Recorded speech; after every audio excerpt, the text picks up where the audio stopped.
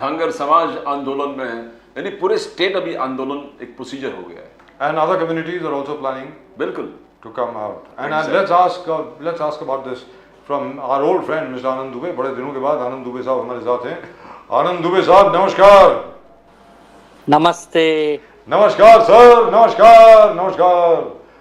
जय हिंद, जय महाराष्ट्र, जय भवानी, जय शिवाजी, वंदे मातरम सर, वंदे मातरम। वंदे मातरम सर, वंदे। तो सर, सुप्रिया सुले जी कहती हैं कि मराठियों ने दो पार्टी बनाई और दोनों की दोनों जो है बीजेपी ने तोड़ दी, एक एनसीपी और एक शिवसेना। बीजेपी कहती है हमने थोड़ी तोड़ी है, वो टूटने की कगार पर थी तो टूट गई। आनंद दुबे साहब, तो शिवसेना टूटी या तोड़ी गई, ये बताएं। राजू जी, प्रदीप जी, आपको सादर प्रणाम। नमस्कार। आज का दिन 3:30-4 बजे से कुछ हियरिंग थी चुनाव आयोग के पास एनसीपी को लेकर जी। मैं एक चीज सोच रहा था कि जिस पार्टी को 1999 में आदरणीय शरद पवार जी ने बनाया हो, जिन नेताओं ने उनके खिलाफ जाकर वहां बहस की होगी, तो क्या बहस की होगी, मैं सोच रहा था।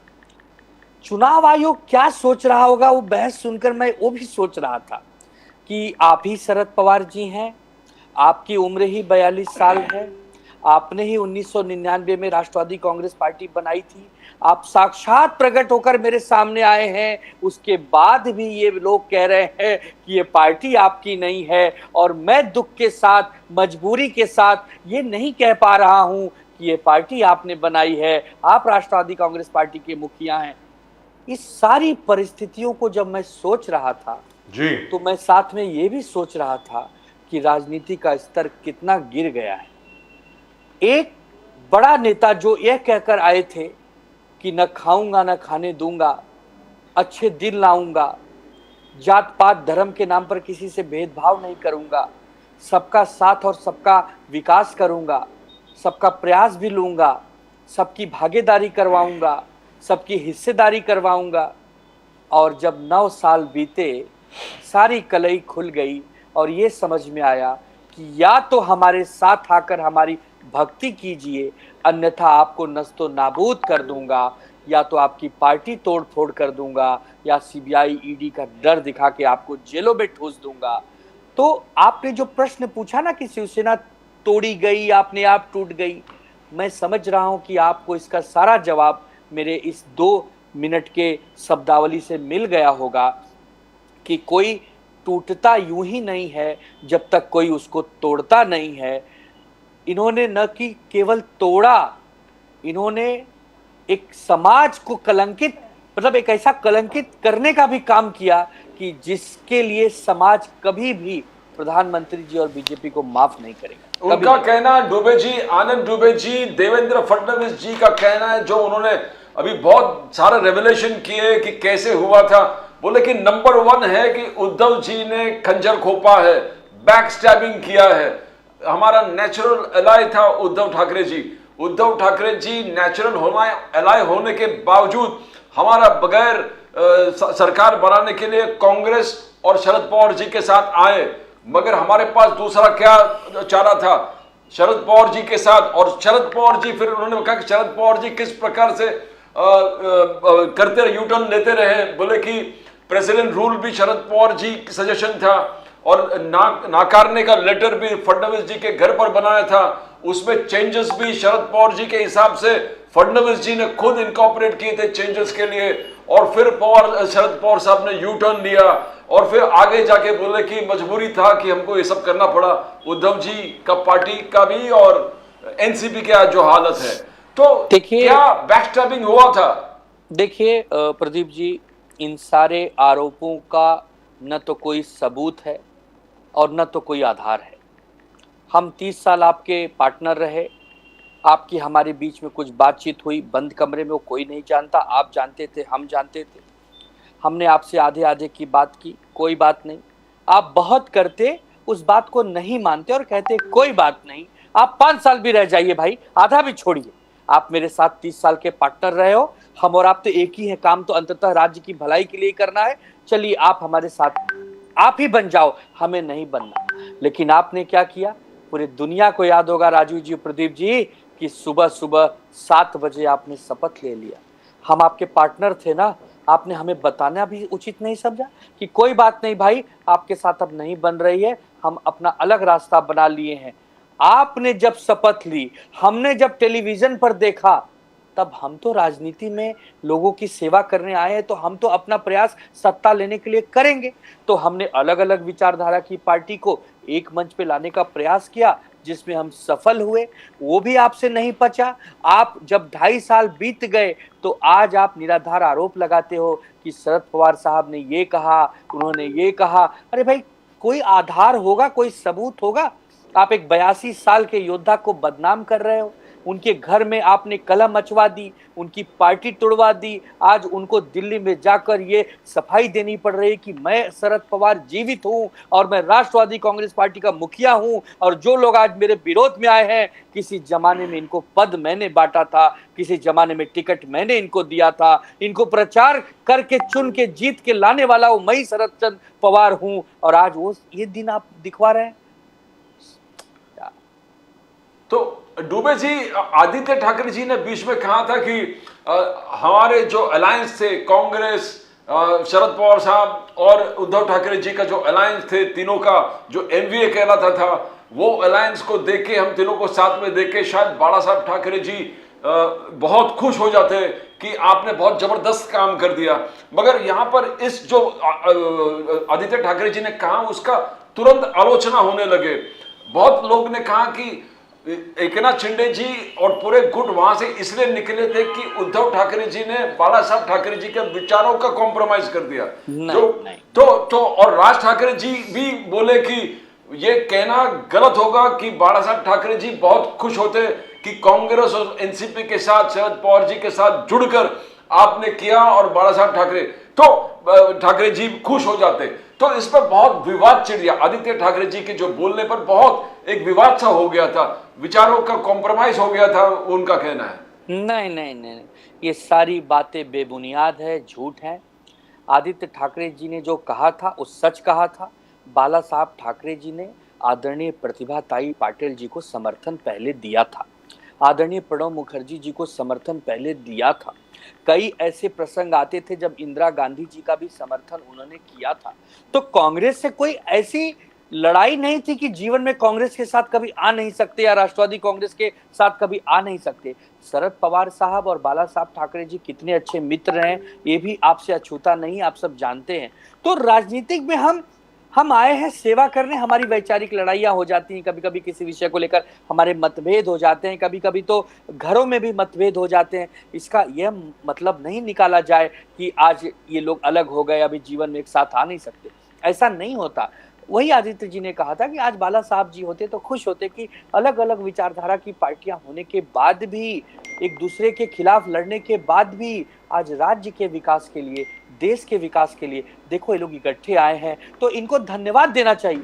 अब आप बताइए, अगर इस चीज को कोई गलत तर्क से लेता हो तो उसकी मानसिकता, उसकी, लेकिन एक चीज बताइए आनंद दुबे साहब, एक चीज बताइए, अब 1 साल से ऊपर हो गया सरकार को, 1 साल से ऊपर हो गया ना, ये हमारी एकनाथ शिंदे साहब, देवेंद्र फडणवीस साहब, और उसमें अब आदरणीय सम्माननीय एकनाथ शिंदे साहब भी आ गए।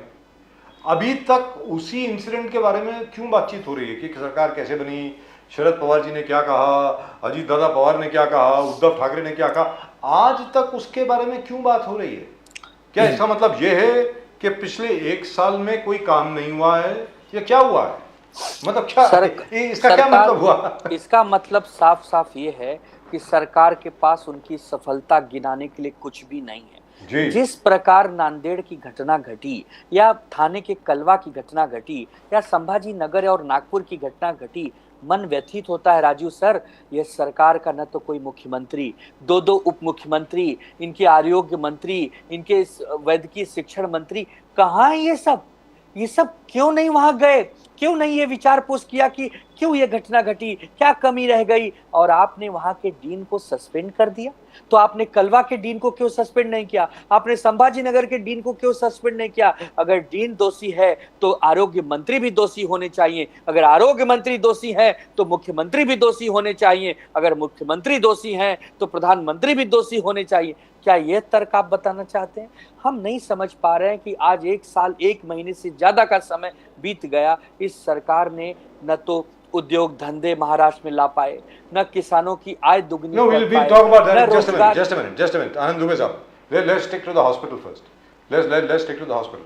नांदेड़ में जो हुआ और संभाजी नगर में जो हुआ, उसके पहले जो आपने घटना का जिक्र किया, ठाणे वाली जो घटना है, कालवा वाली, मेरा ये कहना है कि कालवा में इतना बड़ा इंसिडेंट हो गया साहब, ठीक है, बहुत लोग मर गए वहां पे, मौत हो गई 18 लोगों लोग की। 18 लोग जी, और अभी भी काफी लोग जख्मी हैं, they have not recovered, they are unlikely to recover, quite a few of them will have permanent disabilities all their life. Sir, ऐसी कोई घटना होती है तो ज्यादातर कोई भी जिम्मेवार सरकार होती है वो पूरे सभी गवर्नमेंट हॉस्पिटल्स की ऑडिट करती है, वो ये देखती है कि ऐसी घटना किसी और हॉस्पिटल में तो नहीं हो सकती क्या। Let's take a look.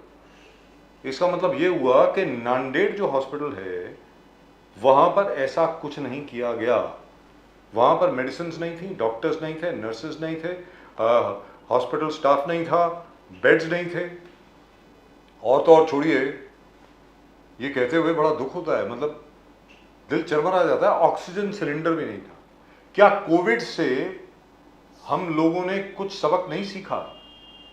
आनंद दुबे साहब, बहुत महत्वपूर्ण मुद्दा आपने उठा दिया। जब भयंकर कोविड आया पूरे देश में, खास करके मुंबई और महाराष्ट्र में, तो याद आता है आदरणीय उद्धव ठाकरे जी और राजेश टोपी के काम करने के तरीके पर। कोई साधन नहीं, कोई संसाधन नहीं, डॉक्टर की कमी, सुविधा की कमी, दवाइयाँ नहीं, यह रोग कैसा है इस रोग के बारे में पता नहीं, लेकिन बड़े ही कुशलता से दोनों ही मुख्यमंत्री और आरोग्य मंत्री ने उसको पार किया, उसको एक सफलता में बदल दिया, उस आपदा को एक अवसर में बदल दिया कि सेवा करने का एक मौका मिला। और आज देखिए, 1 साल 1 महीने वाली सरकार, जिसको खोखे सरकार भी लोग कहते हैं, उन्होंने न कोई सबक लिया। जब आपके पास डॉक्टर्स की कमी है, आपके पास दवाई की कमी है, आपके पास इंफ्रा के संसाधन की कमी है, तो आप उसको चुस्त और दुरुस्त करिए ना। आप अधिकारियों को डांट लगाइए ना, स्वयं जाके बार बार वहां मिलिए ना। आपको 10 बार दिल्ली जाने का तो समय है, लेकिन आपको नांदेड़ और संभाजी नगर जाने का समय नहीं है। आपने जो स्थिति आज कर दी, डर लगा रहता है राजीव सर कि कब कहां से खबर आ जाए कि वहां इतने लोगों की जान चली गई। और उससे भी ज्यादा दुखद तो तब लगता है जब नवजात शिशु, जिन्होंने अभी तक जीवन का एक हिस्सा भी नहीं जिया, जिनकी कोई गलती भी नहीं है, जिनको सरकार से न तो कोई लेना है न देना है, उनकी भी जान के साथ आप खिलवाड़ करते हैं। और उसके बाद आपके आरोग्य मंत्री तानाजी सावंत पूछते हैं कि हफकिन क्या है, ये कौन हफकिन है जो दवाई नहीं खरीद रहा है समय पे। आपको अपनी संस्था के बारे में कुछ पता नहीं, आपके नियम कानून के बारे में कोई जानकारी नहीं, केवल विशुद्ध रूप से राजनीति करते हो, सरकारों को तोड़ना गिराना, इसमें बिजी रहते हो, अपने आप को ट्रिपल इंजन की सरकार कहते हो। एक भी इंजन वहां पहुंचा नहीं, तीनों इंजन फेल कर गए। अरे इससे अच्छा तो एक इंजन की सरकार होती है, कम से कम एक इंजन सही समय पर वहां पहुंच तो जाता है। अरे हमने ट्रिपल इंजन की सरकार चलाई थी, बखूबी चलाई थी। उस कोरोना काल में वो काम कर दिखाया कि WHO और PMO और सुप्रीम कोर्ट ने भी हमारी तारीफ की, और आपको फटकार लगाई जाती है। यही अंतर है आपके और हमारे काम करने। आनंद दुबे जी, आदित्य ठाकरे जी ने हाल ही में बहुत सीरियस चार्जेस लगा दिया इस सरकार पर। बोले कि कर्नाटक का सिर्फ 40% कमीशन वाला सरकार था, मगर दिस पर्टिकुलर गवर्नमेंट महाराष्ट्र के 100% कमीशन वाले सरकार है। उन्होंने कहा कि there is nothing happening, builder contractor सरकार है और खोखे सरकार है। आपका कहना है कि जो अनकॉन्स्टिट्यूशनली फॉर्म्ड गवर्नमेंट है, तो आगे जाके वो कहते हैं कि हमने खुद 6000 करोड़ रुपए के स्कैम उन्होंने उजागर कर दिया, और नॉट ओनली असेंबली में बट इवन गवर्नर को दिए। 356 करोड़ का स्ट्रीट फर्नीचर स्कैम उजागर किया, लोगों को असेंबली में बोला, गवर्नर को दिए। But this government is not doing anything. और वो आगे जाके बोलते हैं आदित्य ठाकरे जी कि ऐसे चलने वाले सरकार जो घटना के बाहर है, वो लोकतंत्र के लिए खतरा है, is a danger to democracy. इसमें थोड़ा आप लाइट डालेंगे आनंद दुबे जी? साहब, आज 1.5 साल से ज्यादा का समय बीत गया है मुंबई में, और मुंबई के साथ साथ और भी महानगर पालिकाओं में नगर सेवकों का कोई अस्तित्व नहीं है। उनको माजी यानी भूतपूर्व नगर सेवक कहा जाता है। कोई महापौर नहीं है, अधिकारी मौज उड़ा रहे हैं, अधिकारी बिना टेंडर या क्या कर रहे हैं पता नहीं, क्योंकि कोई बहस ही नहीं हो रही, कोई स्टैंडिंग कमेटी ही नहीं है। जो करना है आईएएस अधिकारी करते होंगे, जो करना है वहां के जो कमिश्नर हैं करते होंगे। अरे कोई जवाबदेही है? कोई आप मुख्यमंत्री जी के संपर्क में रहते होंगे, आप सरकार के संपर्क में रहते होंगे, इसका मतलब विपक्ष आपसे जब सवाल पूछे कि आप भ्रष्टाचार तो नहीं करवा रहे हैं, तो आप उस पर कन्नी काट जा रहे हैं, आप चुनाव कब करवाते हैं उस पर आप कन्नी काट जा रहे हैं। हम आपसे क्यों न पूछे भाई, हम विपक्ष के साथ साथ जनता भी तो हैं। हमने आपको सरकार में इसीलिए लाया है कि आप हमारी बात सुनेंगे, नहीं तो सरकारों का क्या अस्तित्व है? अगर सरकार जनता की बात कल से सुनना बंद कर दे, तब इस सरकार का एक फॉर्मेलिटी बनाना, एक औपचारिकता रखने का अर्थ क्या रह जाएगा? इसीलिए सरकारें बनती हैं कि आप अच्छा काम नहीं करेंगे तो लोग आपके विरोध में आवाज उठाएंगे। और जिस प्रकार ये सरकार पिछले 1-1.25 सालों, अभी 1 साल 1 महीने हो गए, इसने कोई ऐसा काम नहीं किया जिससे आम जनमानस के जीवन में कोई सुधार आए। महानगर पालिका हो और चाहे ग्रामीण इलाका हो, सब के सब दुखी हैं। तो हम नहीं समझ पा रहे हैं कि अगर हमारे नेता आदित्य ठाकरे जी इनके खिलाफ बोलते हैं, इनकी कुरीतियों का जो इनकी नीति है उसको उजागर करते हैं, तो ये सवाल उसको बदलने के, सवाल उसको अच्छा चुस्त दुरुस्त करने के, ये हम पर आरोप लगा देते हैं कि लोग तो हम पर विपक्ष का है। अरे भाई आप हमारे लोगों नहीं, को ऐसा आरोप नहीं लगता सर आप पे। आनंद दुबे साहब आप गलत बोल रहे हैं, आप यहां गलत बोल रहे हैं। उद्धव ठाकरे जी जब भी रोड्स के ऊपर, बीएमसी या कोई और महानगर पालिका की करनी के ऊपर, कार्यकारिणी के ऊपर जब भी सवाल उठाते हैं, तो हर समय जवाब यही आता है कि ये लोग थे ना पावर में, इतने साल इन्होंने क्या किया। अरे यार अभी तो आप पावर में हो। हमेशा यही कहा जाता है कि आदित्य ठाकरे जी जो हैं वो मिस कर रहे हैं कि कॉन्ट्रैक्टर जो हैं मातोश्री में जाकर के उनको चढ़ावा नहीं दे रहे, कि उनको पैसा नहीं दे रहे। ओपनली बोल रहे हैं लोग। आनंद दुबे साहब कमाल की बात है, हम पिछले 30 वर्षों से जनता के बीच में जाकर जनता के आशीर्वाद से चुनकर आते हैं जी। हम अच्छा काम नहीं करते, 5 साल 10 साल 15 साल में जनता लोगों को बदल देती है। जनता बार बार हमें इसलिए मौका देती है कि हम काम करते हैं। और जब भी हम महानगर पालिका में आए हैं, हमेशा वहाँ महापौर रहे हैं, पक्ष विपक्ष में खूब जोरदार बहस होती रही है। स्टैंडिंग कमेटी में आपको पता है कि सभी दल के नेता उसमें स्थान पाते हैं, वहाँ भी बहस होती है। उस सारी बहसों से गुजरने के बाद एक प्रक्रिया टेंडर का रूप लेता है और तब जाकर काम होता है। तो उस काम को आप इस काम से जोड़ रहे हैं जहां न कोई टेंडर, न कोई स्टैंडिंग कमेटी, न कोई नगर सेवकों की आपस में बहस, न कोई महापौर। कैसे लोग आप पर विश्वास करेंगे? कोई आधार दीजिए, कोई सबूत दीजिए, कोई तर्क दीजिए। केवल अगर किसी से जीत नहीं सकते हैं तो उसे बदनाम करना शुरू कर दीजिए। कब तक? जी, लेकिन आज की तारीख में किसी भी महानगर पालिका के चुनाव की ना ही घोषणा हो रही है, ना ही कोई आसार दिख रहे हैं। और अभी तो हो ही नहीं सकता, क्योंकि मुझे लगता है कल तक तो 5 स्टेट में जो इलेक्शन होने वाली हैं उसकी घोषणा भी हो जाएगी। Election commission is already said that by tomorrow they are going to announce the dates for the 5 states which are going for elections. So when do you think, Anand Dubey ji, मैं ये सवाल आपसे 7वीं बार पूछ रहा हूं, आपको क्या लगता है, अरे बीएमसी के चुनाव होंगे भी या नहीं होंगे? आप बिल्कुल सही कह रहे हैं। चुनाव आयोग को दिसंबर 2023 से पहले इन 5 राज्यों के चुनाव को निपटाना है। ये उनका अधिकार भी है और एक समय की जरूरत भी है। लेकिन उसी के साथ साथ ये वही चुनाव आयोग है, आंखों पर पट्टी बांध के रख ली है कि मुंबई महानगर पालिका और उसके साथ 10 महानगर पालिकाओं का चुनाव कराना आपकी जिम्मेदारी नहीं है। चुनाव आयोग जी, आप वही चुनाव आयोग हो ना जिसके सामने जाकर शरद जी पवार साहब को ये कहना पड़ रहा है कि मैं स्वयं अपनी पार्टी बनाने वाला शरद पवार हूं और मैं आके कह रहा हूं कि मैं ही शरद पवार हूं।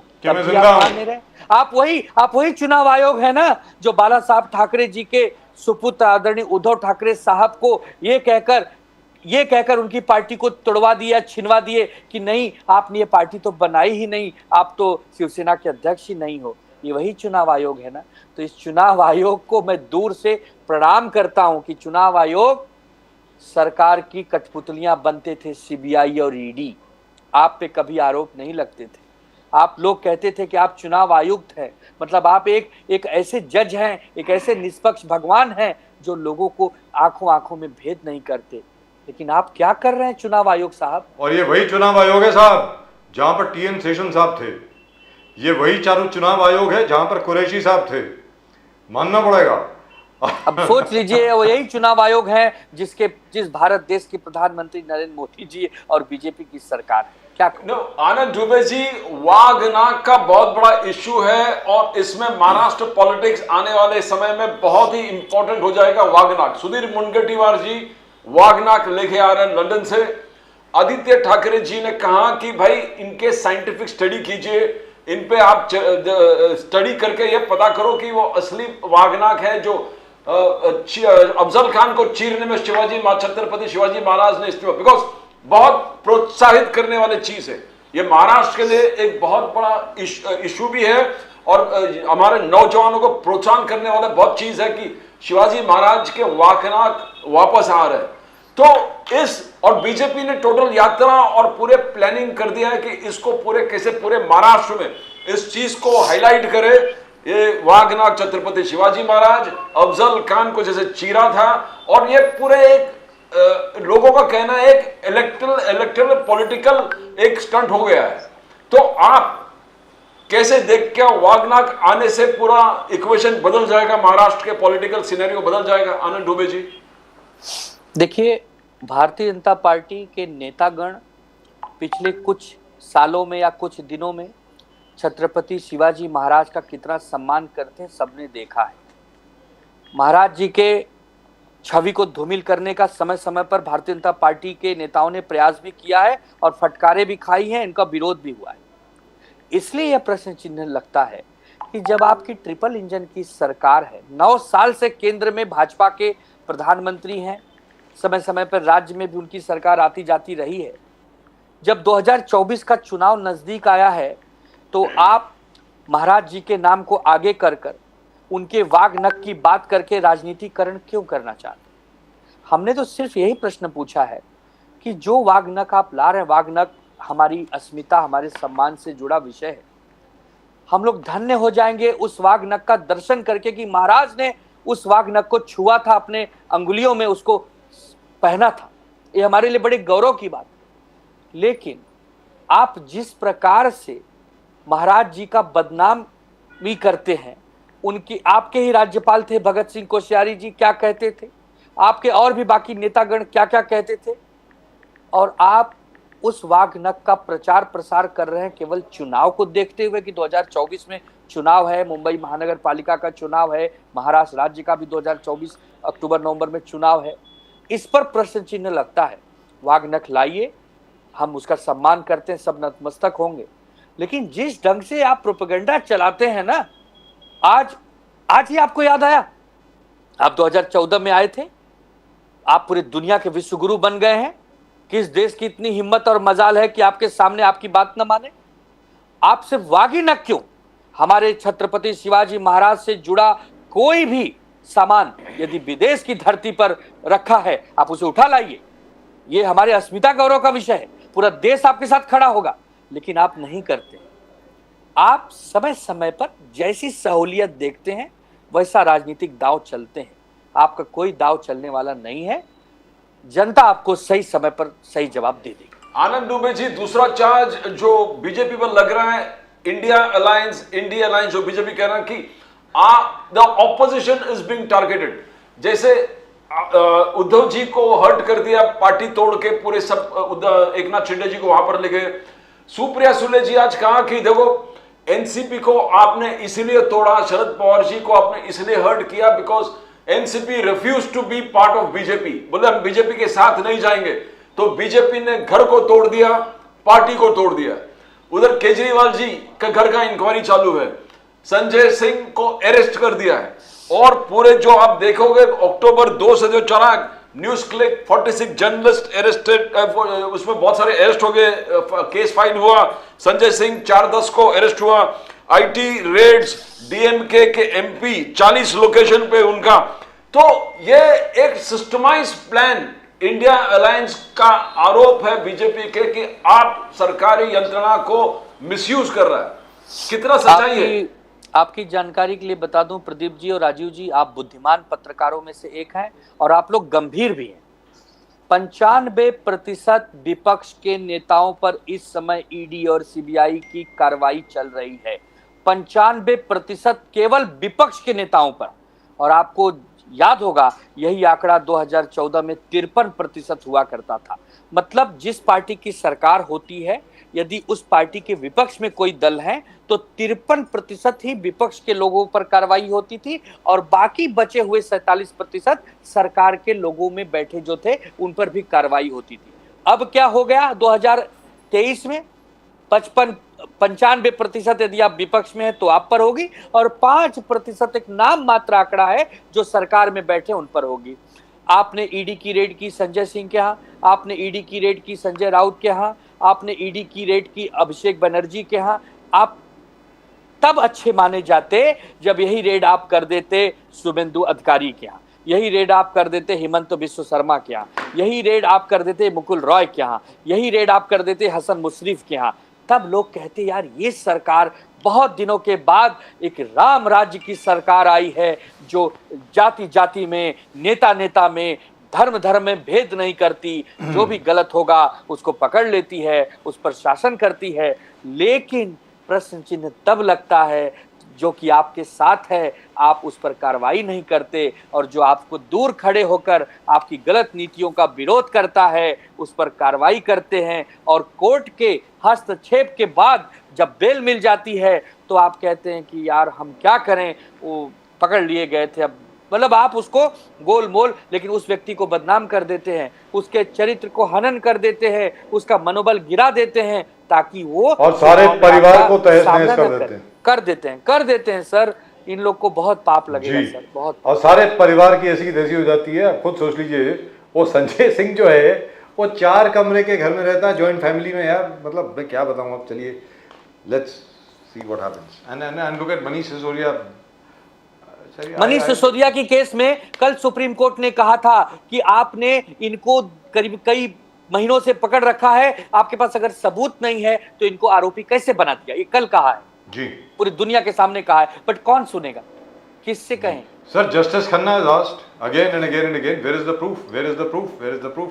4 बार पूछा उन्होंने और उन्होंने ये भी कहा कि अगर यही आपके पास है तो under cross examination your case will fall flat within 2 minutes. That's what he said. These are the words. Raju ji, आपके ऊपर एक छोटी सी लाइन है, आपके ऊपर। कौन कहेगा किसको सुनाए इसलिए चुप रहते हैं। इसलिए आप चुप नहीं रहते। हम लोग चुप नहीं रहते। नहीं मतलब एक कह रहा हूं कि आप किससे कहेंगे, कौन सुनेगा। और आपकी आवाज जनता सुनेगी। 2024 में जब चुनाव होंगे तो राजीव जी और प्रदीप जी की आवाज इस देश का 140 करोड़ नागरिक सुनेगा। क्या बात है साहब, थैंक यू सो मच आनंद दुबे साहब, थैंक यू वेरी मच। और बहुत जल्दी आपके ऑफिस आना चाहता हूँ। ये गमछा खरीद लिया गया है, कृपा करके आइए, रखा गया है। कृपा करके आइए। आपको आपकी यूनिट को कहिए पूछने की आवश्यकता नहीं है, जब मर्जी आ जाइए, आपका ऑफिस है। बहुत जल्द मिलूंगा सर, बहुत जल्द। Your office. Thank you very much sir. नमस्कार नमस्कार नमस्कार। जय हिंद, जय महाराष्ट्र, जय भवानी, जय महाराष्ट्र, जय भवानी, जय शिवाजी, वंदे मातरम। हर हर महादेव, हर हर महादेव, हर हर Mahadev. Well, I think the BJP should plan out a strategy better, very frankly, but I suppose they know what they're doing. But then they also knew what they were doing even in Karnataka. Even at that time, we had said that, hey, listen, you guys, I think, are making a mistake. ये बजरंग दल और बजरंग बली के बीच में कोई connection नहीं है साहब। बजरंग दल अलग है, बजरंग बली अलग है। तो बट प्रॉब्ली वो करके इज नॉट बजरंग बली। शायद कांग्रेस का टोटल स्वीप हो जाता अगर वो नहीं करते। If you see Congress, BJP knew they were losing, so they had to play the Hindu card. और अब पिछले देखो कि Karnataka they have been from the past 1.5 2 years continuously चल रहा था। लेकिन जहां तक इन्होंने और अभी जो शरद पवार जी के साथ हुआ है, शरद पवार जी को खुद जाना पड़ा इलेक्शन कमीशन के सामने। That's fantastic.